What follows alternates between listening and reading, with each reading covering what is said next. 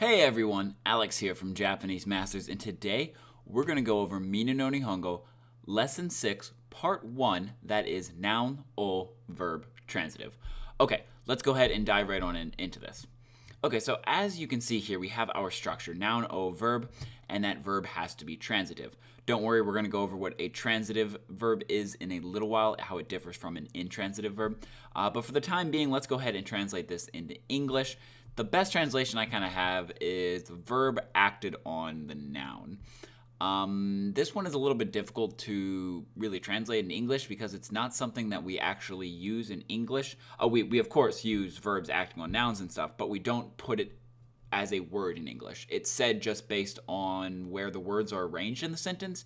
You know what the verb is acting on, where in Japanese you use a particle. I believe I talked about this a while back, how Japanese is a language that's based on particles, which means that it's very flexible. The words in the sentence, you can move them around as long as the correct particle is where it should be. That tells the listener what function that word has in the sentence. However, in English, we're a little bit different.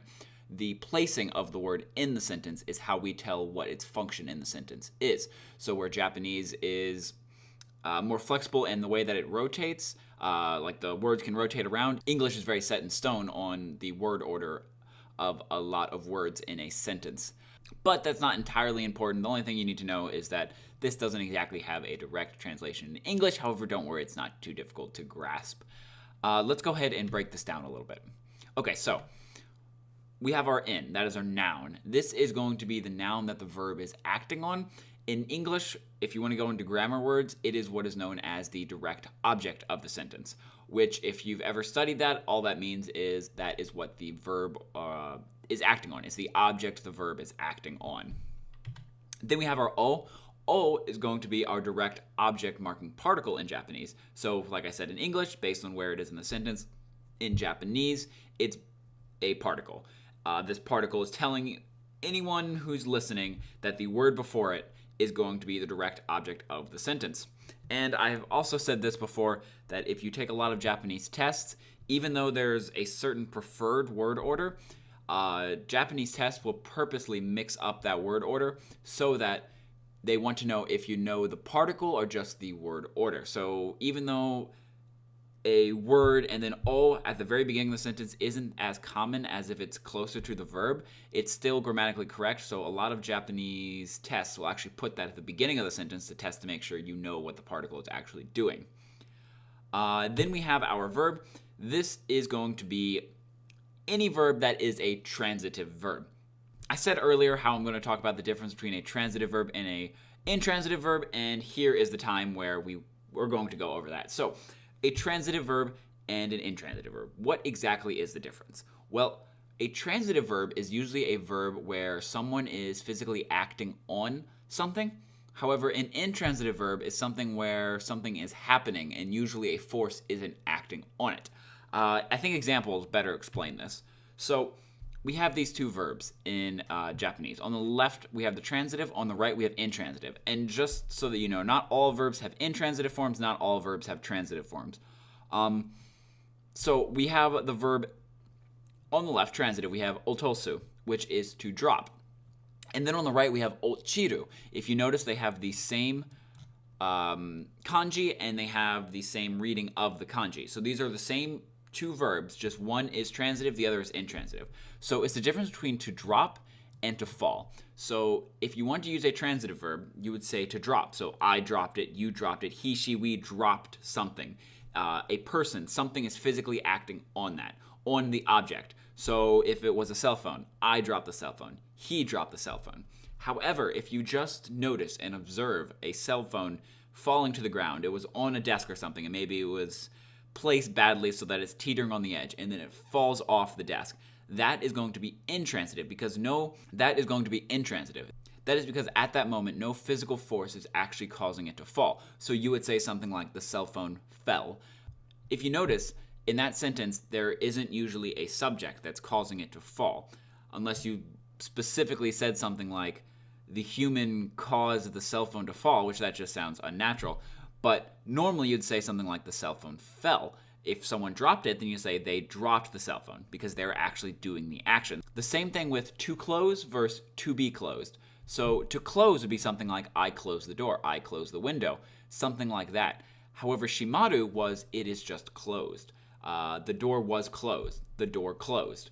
That doesn't imply that someone themselves is the person who did it. It just closed. It's as simple like as that. It just closed. So if you were looking backwards and there's like your front door there and you just saw it was open, then all of a sudden it just swung shut and closed, you would say the door closed. If, however, you saw your buddy John there and he was closing the door, you'd say John closed the door. So that would be transitive versus intransitive. It's a little bit complicated in English because we actually have a lot of verbs that act both as transitive and intransitive. Like, for example, here we have close and then closed. This one can easily be past tense as well and be closed. So they're basically this verb in English, to close. Depending on whether you put like the to be there or something like that, it can be transitive or intransitive. However, in Japanese, the entire structure is changed. You have the difference between tosu and chiru, or meru and maru, where this is a different verb group than this. So they're almost completely different. But the main takeaway from this is if it's a transitive verb, if someone is doing the action, like someone is opening a door, someone is closing a door, someone drops something, then you need to use the O particle. That is going to symbolize a direct object. Intransitive sentences don't have direct objects. However, there is actually something that you're going to see. If they use an intransitive verb in the sentence, so if it's one of these on the right, then you don't use the O particle and you actually use the ga particle. This is actually one of those rules in Japanese that is very, very straightforward. If you're making a sentence and you're going to use the O particle in a situation, but instead you decide to use an intransitive verb, the O particle is replaced with a ga particle every single time.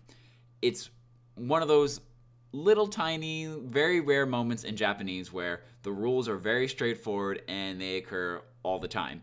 If you have an O particle in a sentence and you want to change the sentence from transitive to intransitive, you change the verb to intransitive and you change the O particle to ga, and boom, it is correct. So remember that very, very simple rule. O becomes ga if it's an intransitive sentence. Now, I hope this made sense, the difference between transitive verbs and intransitive verbs. Just reiterate one more time really quickly. Transitive, generally something or someone is making a direct action on the verb, while intransitive, the verb is just kind of happening. Something has fallen, the door closed, something like that. There isn't a direct subject that you're saying is doing it. Someone didn't drop the phone or someone didn't close the door. Okay, let's go ahead and move on to a couple of example sentences. Okay, so the first example sentence is I dropped money on the ground. That's jimen ni okane o otoshimashita. Okay, so the first thing I want to go over here is we have jimen, which just means ground or earth or something like that. Ni, because it is a purpose, it is a direction, it is something that's moving. So where is it heading towards? It's heading towards the ground. Then okane, kane is the word for money. And it's one of those words like sake, osake, that usually has the O put before it, so okane.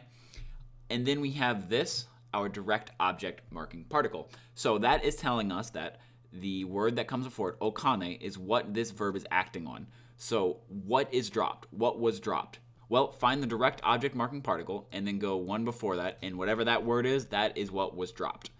If you notice up here, we don't have anywhere up here that's highlighted in red because, like I said before, in English, the way we do this is based on the word order of the sentence. So a lot of times in English, you'll find the direct object after the verb. So what did you drop? I dropped money. I dropped a cell phone, something like that. I dropped a lamp.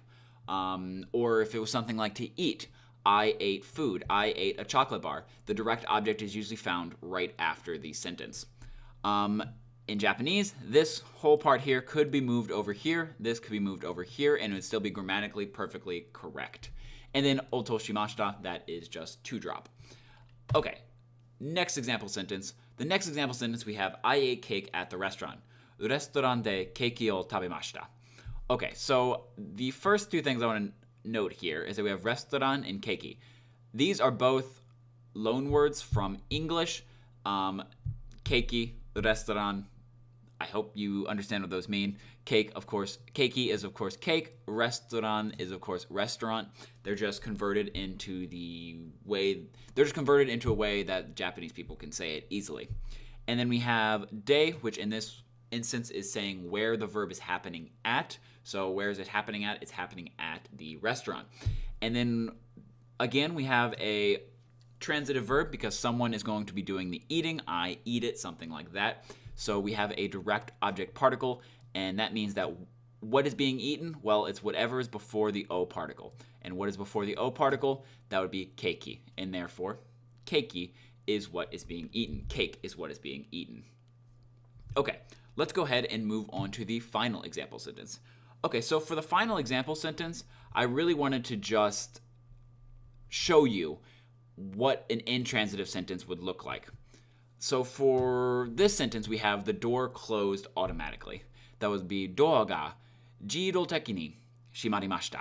Okay, so first thing I just want to get this out of the way. This just means automatically. Now, I will put a disclaimer here. This is not a word I use a lot or have ever really had to use, so I had to look up automatically. I have a feeling there's a more colloquial way of saying automatically, so don't take this word here for face value. It does mean automatically, but there might be a different word that's used more often to mean automatically. So either way, it doesn't really change the meaning of the sentence though. So for now, we'll just take this at face value and that this means automatically. And then we have doa, which is just another loan word from English. Japanese has a lot of loan words, which just means door. Generally, doa, though, is used for Western-style doors. There's a different word for Eastern-style doors. You know, the sliding kind. And then here's where things change. So if you notice, back here, I said shimeru is to close, and shimaru is to be closed. So if you notice, this has the ma. So this is an intransitive verb. So you're not saying that someone closed the door, you're just saying the door closed, or the door was closed, something like that. And in that case, like I said, wherever you'd put the O. So if I said, I closed the door, it'd be something like, watashi wa dora o shimemasu. However, because this is an intransitive verb, you take the O, which would be right here, and you just change it into ga. Yet again, like I said before, there is no translation for this in English because we use word order to determine this. So you're not going to see red up here. But that is how simple it is to change a sentence from transitive to intransitive, is you just change the verb over here. So instead of shimemasu, it would be shimarimasu or shimarimashita. And then instead of the O particle, we change it to ga. And now this is saying that the door closed automatically, that there wasn't an external force. John wasn't closing the door. It just closed. I hope that makes a lot of sense. I think Minna no Nihongo in several more chapters is going to describe exactly this, changing O to ga, but I felt like it's better suited to be learned now, or at least the fundamentals get in your brain now, and then when we cover that later on, you'll be able to remember it and hopefully learn it quicker. If you have any questions about this, feel free to put them in the comments below. I'd be happy to answer them. Other than that, everyone, keep studying Japanese. See you next time. Bye.